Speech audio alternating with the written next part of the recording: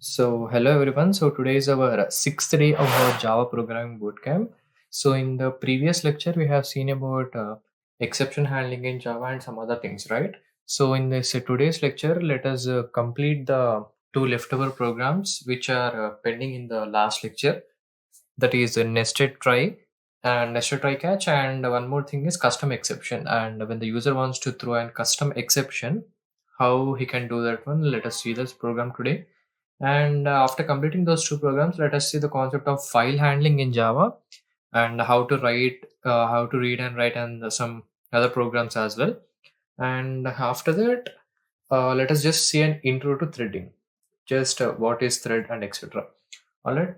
And next, let us start. And before starting, guys, I would like to remind you guys about the attendance form. It will be posted in the live chat at the end of this video, and you guys need to fill that one in order to get the certificate. All right, guys. And now let us jump into the topic. Let us see the first day 5 programs, just for revising you guys what happened in yesterday's lecture, so that you guys can write these two new programs, that is the nested try and exception, that is custom exception. All right. So first, let us just see the basic exception handling. This is how the exception is raised, guys. If something written like 5 divided by 0 and etc. All right. And next, let us see try catch. Yes, so this is the syntax of try and catch. So first we write some risky code that is to be executed inside the try block, and if the try block raises an exception, then the code which is written inside the catch block will be executed. Or else, if the code is not raising any kind of exception, then this code will get executed smoothly and nothing will happen, right? And there is also one more word, that is finally block. Finally block is executed no matter what, guys. So either the try block raises an exception or it does not raise an exception, it doesn't matter. Finally block will always get executed. All right. And we have also seen the throw and throws keyword, right? So throw keyword is used to throw the exception if the user want to throw it. If the user want to throw a new exception, that is throw space new space and the exception name, and inside the braces you can write the message whatever you want to on to display the message to the user. And throws, what is throws keyword, guys? We have seen throws yesterday, right? Okay, so this one is not opening. Yes, so throws is nothing but it is written beside the method, and it will tell that if something goes wrong inside this method, this exception will be raised. That's it. So that is the use of the throws keyword. All right. And I hope you guys just got the small revision of what is exception handling and etc. All right. So now let us just jump into the day 6. Let us also remove these day 5 programs and let us create a new package. Let us write day 6, and after day 6 creating, let us just try first, let us just do the nested try catch. Okay. And let us write our main method string args, and let us say what is nested try catch. So nested try catch is nothing but a try catch inside another try catch. That's it. Nested in the sense one inside another, right? So a try catch blocks inside another try catch block is known as nested. So first, let us take example of two exceptions. Let us take index out of bounds exception and arithmetic exception. So in the first try block, let us write. Let us try to print. Let us just print 10 divided by 5. This is possible, right? So this will not raise any kind of exception. And next, what we're going to do is inside this one, let us write another try block. And inside this try block, what we're going to do is let us just create an integer array in the similar exception we discussed in the previous lecture. Let us just take this one and let us try to access the 10th index and write some 100. Right, and now let us write a catch block for both these exceptions. Catch first for the inner catch block, let us just write exception e1, and inside this catch block, okay, so inside this catch block let us write inner catch block. All right, so this is the inner catch block, and once we go to outside this try block, let us write catch exception e2, and let us write outer catch block. Okay, so now let me just try to execute this one. So it is being executed. Yes, we got the output 2 and inner catch block. Okay, so we wrote the spelling wrong. So what happened here is, so first in the first try block, what we wrote 10 divided by 5. It is possible, right? And next inside the try block, we wrote another try block. And what is that one? It is int array equal to with the size of 5, and we are trying to place some 100 in 10th index. It is not possible, right? So we wrote a catch block for this inner try block, and inside that one we wrote exception e1, and we wrote the SOP statement that is nothing but inner catch block. And for this outer try block, we wrote outer catch block, that is outer catch block. So now let me show you first what is the name of this exception, guys? Index bound out of range, right? Now what if we write arithmetic exception here? So this exception will not be handled by arithmetic exception, right? So now see what will happen. So it is being run. 2 and outer catch block. Alright, so first what happened here is this try block execution has started, and these got printed successfully, and after that a new integer array has been created, and it is trying to access the index which is not present, and it is index out of bounds exception. And here in the catch block we wrote arithmetic exception, but this thing is not related to arithmetic exception, right? So what happens is, first it will check the inner catch block. If it does not find the particular catch block it is expecting, then it will directly go for the outer catch block, that is outer catch block. All right, so inner try block is very easy to use. That is nothing but if the inner catch block is not matched, then it will go outside the block and it will go for the outer catch block. All right, so this is the concept of nested try. Now let us go for the custom exception. Custom underscore exception. Okay, so let us write our main method. So this program is a little bit different, guys, so pay attention. And first let us just take let us first see the problem statement. This is a simple one, guys. If age is greater than 18, you just need to print you are eligible, or else you need to print a message of your choice, and the exception name is also your choice. All right, so this is the problem statement.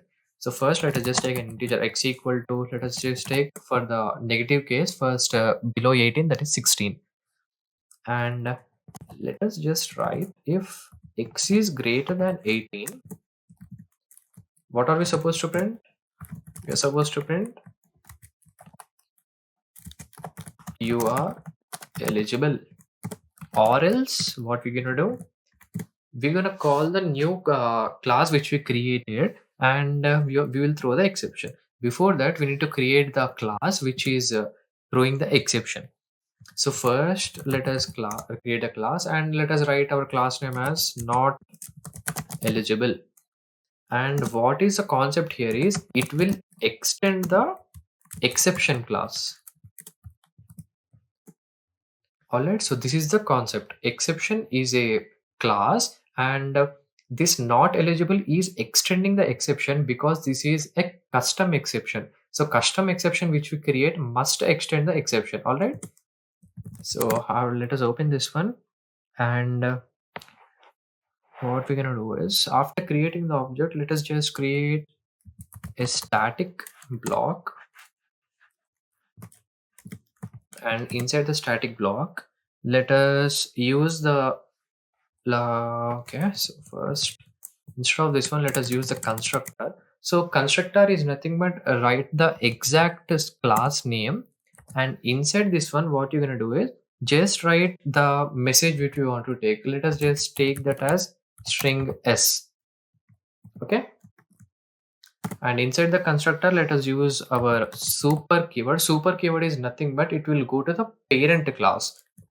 Yes, that's it. Okay, so now let me explain you once again. So this, if you write the same method which is same as class name, and that is called as constructor, and if you, this is the parameter list, we already know that one, and when we open this one, we are using the keyword called super.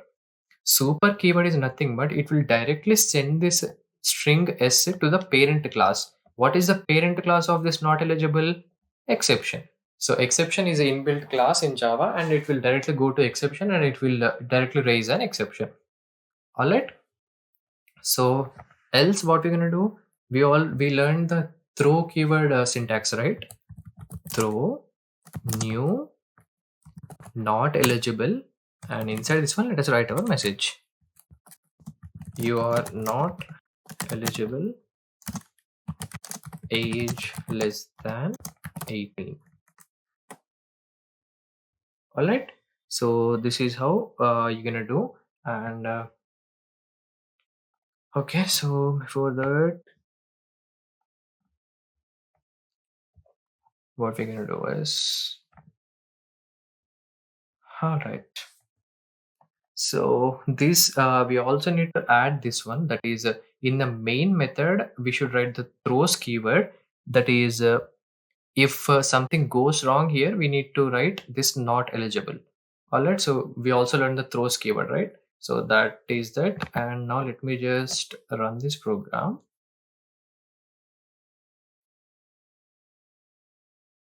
Yes, we got it. We got the exception name as not eligible, that is our class name, and we also got the message which we have written, that is you are not eligible, age is less than 18. You are not eligible, age is less than 18. So this is how you create a custom exception in Java. All right. So let me just change this to 19, and let me show you the positive case of this program. You are eligible. That's it. So this is how you create a custom exception in Java. All right. So now let us see the files concept now. All right. So file is an abstract data type. A named location used to store related information known as a file. So file is nothing but there are two types of files, right? Some text files and binary files, and many types of files are there. So we'll be seeing about handling text files in Java. So basically, what is a file, guys? That is, it is an extension with a .txt, and you can store whatever the data you want inside that one, right? So there are so many options in Java to write and read and write. So there is byte stream and character stream. So these are the two options. So inside the byte stream, we are having input stream classes and output stream classes. And inside the character stream, we are having reader classes and writer classes. All right. So byte stream. First, let us see what is a byte stream. Byte stream is mainly involved with byte data. A file handling process with byte stream is a process in which an input is provided and executed with byte data. All right. So byte stream is related to files itself, but it deals with the bytes. Okay. So the data will be written is considered through the bytes. All right. So character stream. So character stream is mainly involving character data. A file handling process with character stream is a process in which an input is provided and executed with the character data. So this is a small difference between byte stream and character stream. So here byte data is used, and here character data is used. All right, so we'll be seeing about the character data, character stream, that is reader classes and writer classes, in order to read and write inside the file. All right, so first let us see how to create a file, and this is the method used for creating a file, that is create new file method. All right, so create a file operation is performed to create a new file. We use the create new file method of file if it will return true if it successfully creates a new file, and returns false when the file already exists. So we will be providing a path to the computer, and we will ask to check whether the file is existed or not. If the file is already existing, it will return false, or else if the file is not existed, it will create the file and it will return true. All right, so this is create new file. So first let us see how to create a new file. So first let us write our Java class create file. All right, so in order to use these files, we will be using java.util.star. Okay, so all this file reader, file writer, all these are present inside IO package. All right, so let us import that. Import java.util.star. All right, now let us write our main method, public static void main, and here we need to write our throws keyword. We learned about in the this throws keyword in exception handling, right? So here when we are dealing with files, we must write this throws IO exception, input output exception. All right, so this is nothing but when the created file is not existed or some problem occurs, it will just throw the IO exception. The name of the exception is IO exception. Okay, so let us open this braces, and let us write our file first. So okay, so before going file, let us, well, we can just, okay, so this is IO package, guys, not util java.io.star. Okay, so before going to this one, now let us go to the desktop, and let us remove all these text files, and let us just create a new text file, new text document. And what we're gonna do is, let us just name it as testing file. Okay, so in the desktop there is a file called testing. Now let us just copy the path of this one, go to the properties, copy this, and come to IntelliJ. And now let us see the syntax of how to open a file. Use this file space f1, that is nothing but this is file f1 equal to new file. And now what you're going to do is open the what do you say, apostrophes, and paste the path which we say copied, and double slash, and write the file name testing.txt. okay, all right. And next, now we need to use the method create new file, which is mentioned in the ppt. Create new file. And now what we're going to do is, if f1 dot create new file is equal to true,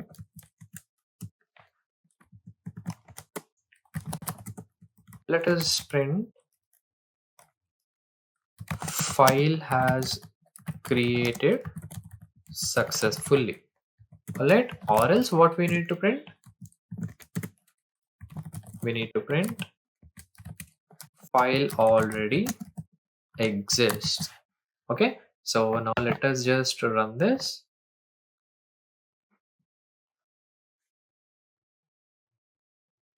File already exists. All right, so since in the provided path the testing.txt is already existed, we are getting this message that file already exists. So we have learned about this true or false, right? So if the entered in the entered destination, if the file is not there, what will happen, guys? The file will be created, as well as the boolean value of create new file will be true. Or else if the file is already present in the given destination, the boolean value will be false and this statement will be printed. File already exists. All right. So this is how you create a file and you can confirm the file in using Java. And next, let us see how to read data from the given text file. File read, and let us access this file itself. And inside this text document, let us write some data so that we can access this inside the terminal. So this is a Java lecture provided by edspread. Alright, so this is the content which is available inside the testing.txt. Now let us close this one. Let us also close this thing. Let us go to the IntelliJ and let us just copy this path, the same file, right? And let us import java.io.star.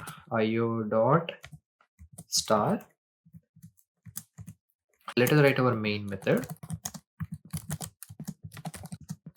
while main string args, and we need to use a throws keyword, right? Or else we'll be getting some problem, your exception. And now what we're going to do is let us see how to read a file. So in order to do this one, we will be using file reader method, that is which is mentioned in the character stream, that is reader class and writer class. In reader class, we will be seeing file reader, and for writing purposes, we will be using file writer. All right. So first, let us see file reader. File reader. This is the keyword, guys.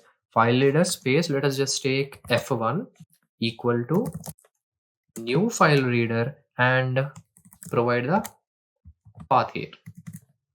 All right. So we are trying to open this path, and the testing.txt is trying to open. All right. And next, what is the main thing which we guys need to remember is, so once the number of characters go away in the text, so let me just open the text which is written. So once it reaches the end of the characters, and at the end of the characters, the value of the cursor will be -1, guys. Okay, so when the character is present, there is a particular different value will be there. But once when it runs out of the characters, and there is no further characters inside the text file, then the cursor value will be -1.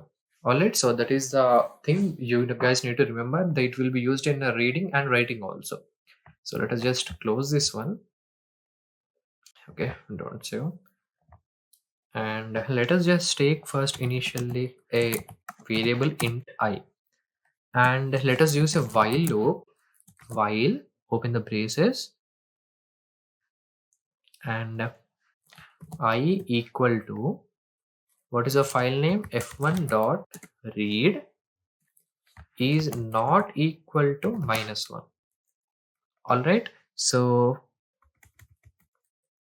we need to close this one, and let us just write.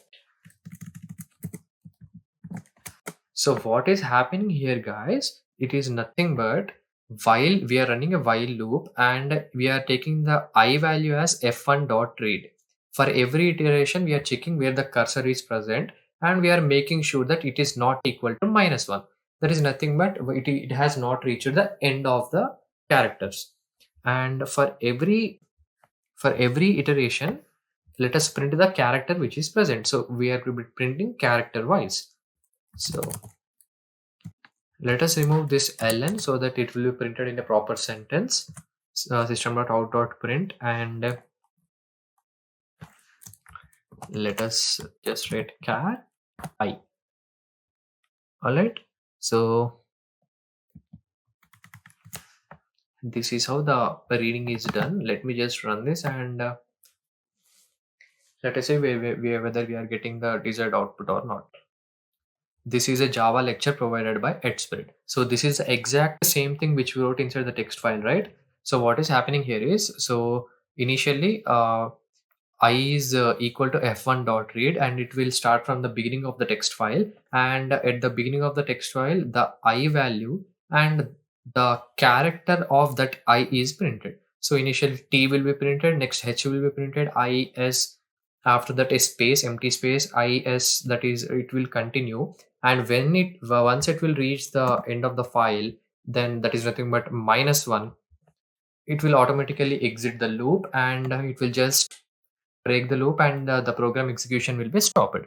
So this is how you read a file. Okay, the data which is present inside the file. And now let us see how to write inside the file. Let me just remove this so that this empty file will be there. And now let us just create a new class, file underscore write. So let us import the io java.io dot star, and let us write our main method, public static void main string args, and we also need to use a throws keyword. Throw, okay, throws io exception, open the braces. And now instead of the file reader which we used here, we need to use file writer. Okay, so file writer f1 equal to new file writer, and the path is exactly same. And next what we're gonna do is f1 dot write. So this is the method which we are using, that is write method. So this is written using file writer. Let us just make it small, file writer. And after that, let us just close this file which we opened, that is nothing but the file name dot, just put close, that's it. We are just open the file, and we are closing the file, that's it. All right, and let us also give a output statement that written successfully. Okay, so what is happening here is, so first we created a file writer, and after that what we are doing is we are just using the write inbuilt write method in order to write something into the file. So let me just show you once again. The file is empty, we did not execute the program yet. So inside the write we have written a string, that is this is written using file writer. And after that we are just closing the file, and we are giving the output statement, that is nothing but written successfully. Now let us just run this program,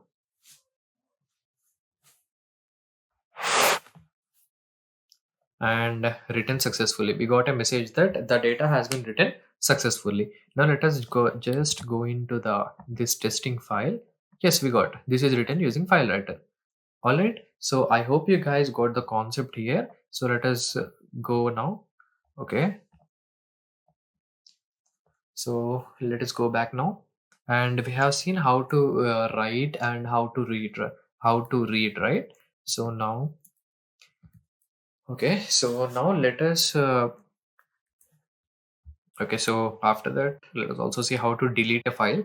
The next operation which are deleting a file, in order to delete a file, we will use the delete method. So instead of this write and read, there is also a method called delete if you want to delete the file. And you can also do that manually, right? So that is not a big deal. And now let us just do a program to copy the content of one file into another file. All right, guys. So first, let us create new two text files. Let us name them as text1. Let us place it here.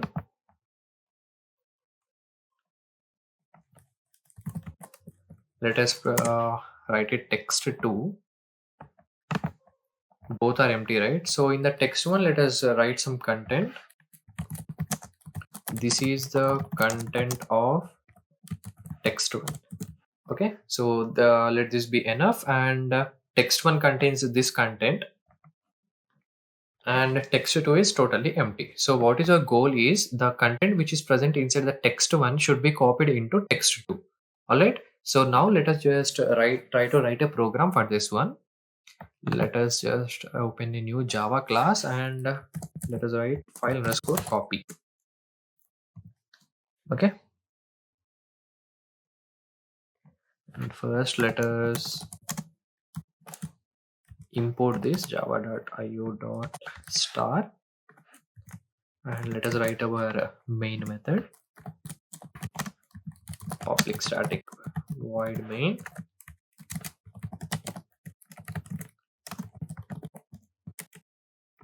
throws IO exception, open the braces, and we will be needing a file reader as well as file writer now. So why will be needing file reader? So the data which is present inside the text one must be read in first, and it should be written inside a file that is text2. So for writing purpose we need file writer, and for the reading the data in the text one we will be reading file reader. So first let us see the file reader and let us name them as f1 equal to new file reader, and let us copy the path of this file. Let us just copy it. And what is the name? Text1, right? Let us just copy this. Let us go back to IntelliJ, paste it here. Text1.txt. Okay, so we are trying to read the data which is present inside the text1. All right. And next, let us take a file writer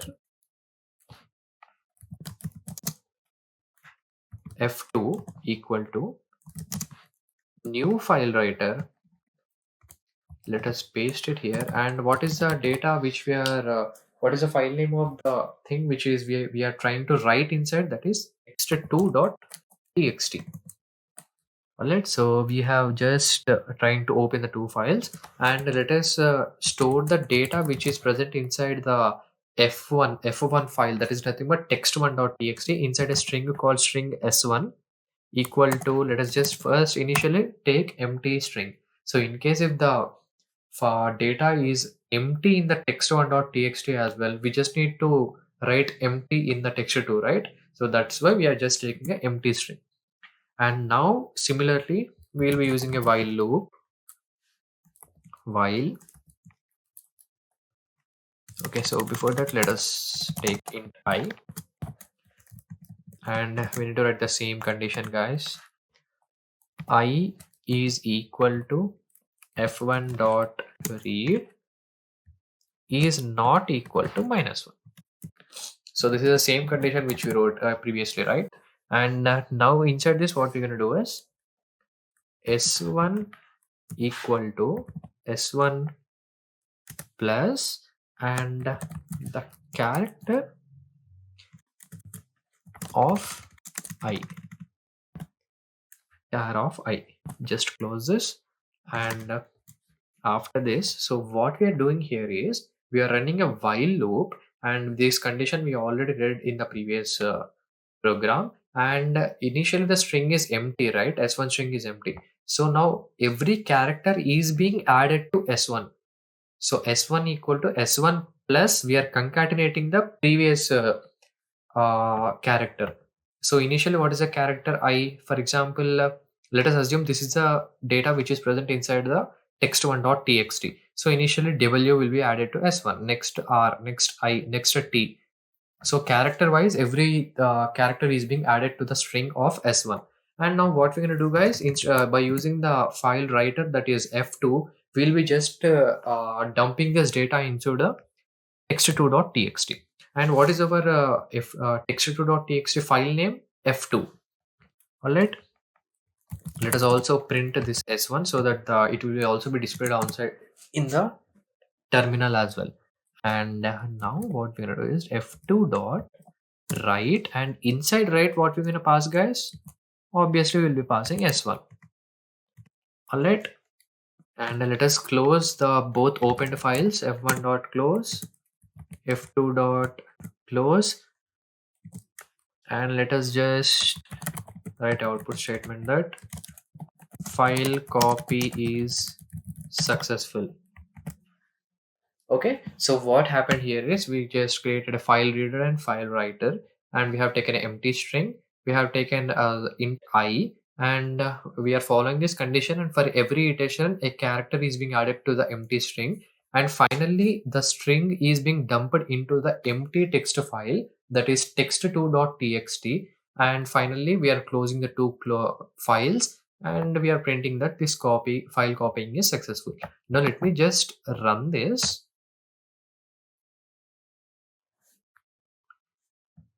And this is the content of text1. So we, in this SOP statement, we are trying to print the S1 string, right? So that is, this is the content of text1, and after that we are printing that file copy is successful. File copy is successful. Now let us just try to open the text2.txt. This is the content of text1. So the file copy is successful, guys. So this is how you copy file from one text file to another text file in Java. All right, so I hope you guys got what is a thread, what is a file, and etc. And next, let us see a small intro to threads.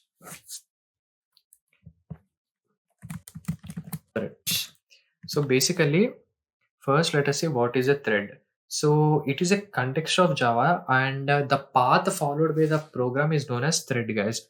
Alright, so a single threaded application has only one thread and can handle only one task at a time. So that's why there is a concept called multi-threading, and in multi-threading, multi-threads can be used at the same time in order to execute the program. Alright, so first let me just show you what is a thread. So in thread, you will be given two options. Either the class you created must extend a thread class, or it should implement the runnable interface. Alright, so this is just a small intro, guys. You guys need not to worry about this one. So just for the sake of completing, we are here taking this threads concept. Alright, so first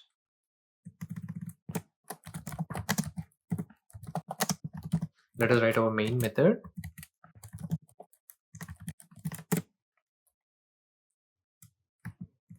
And let us just name our class name as C1, and it should extend the thread class thread. All right, and there is an inbuilt method which we should write, that is run public void run, and inside that one let us just print thread is running. Alright, so this is how a single thread is worked. And let us just create an object for the C1 class, that is C1 obj1 equal to new C1. And let us use our inbuilt method called start C1 dot start. Alright, guys. Okay, so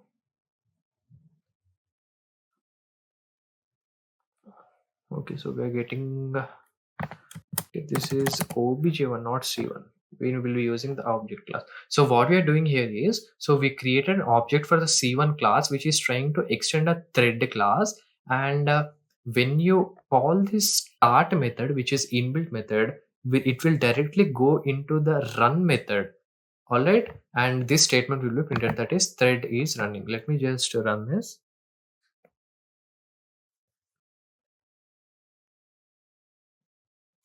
We got the output, thread is running.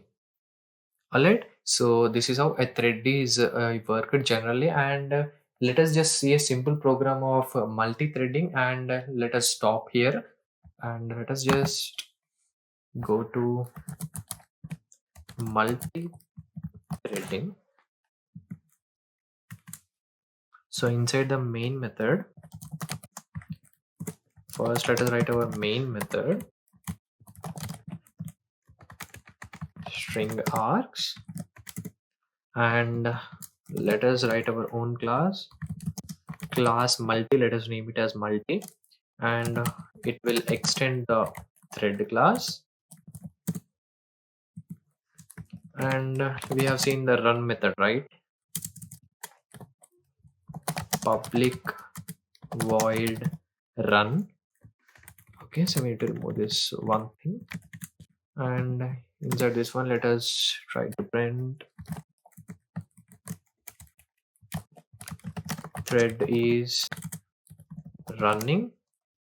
And there is a separate id will be allotted for the each thread, guys. And in order to use that one, there is a method called thread dot current thread dot get id.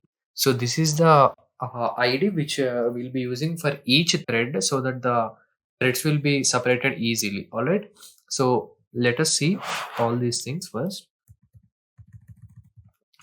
Before that one, let us try to take a random integer n equal to 5, and after that let us run a for loop. Since we are using multi-threads in a single concept, we'll be using for loop int I equal to 0, I less than 5, and I plus plus. And for every iteration, let us try to create an object for this one, that is class multi obj1 equal to new multi obj1 dot,